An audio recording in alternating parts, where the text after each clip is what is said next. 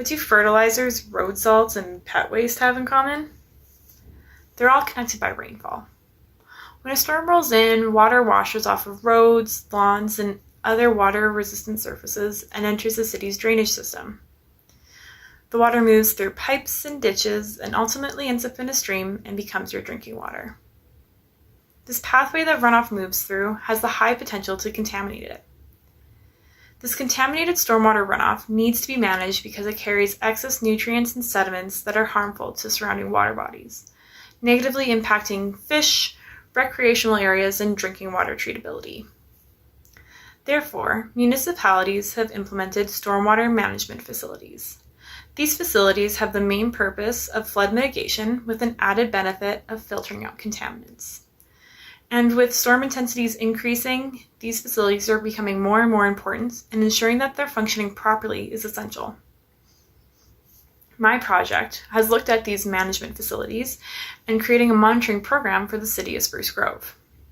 Creating these monitoring programs are difficult because guidelines are not clear and they're not mandatory by federal or provincial governments, making cities like Spruce Grove a leader in stormwater management.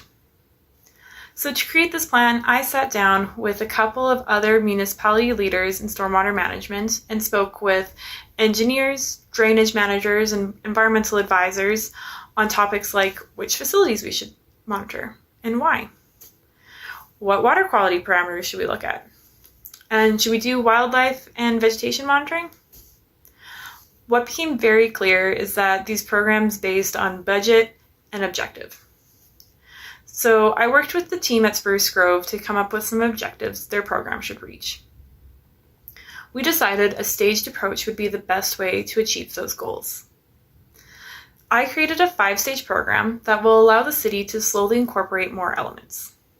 The first stage looks at terminal facilities and monitoring the water right before it enters the stream and identifying any issues.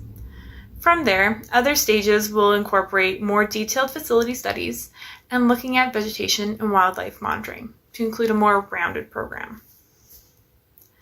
This program and others completed by other municipalities within Alberta help describe the nutrients and sediments and pollutants entering our streams.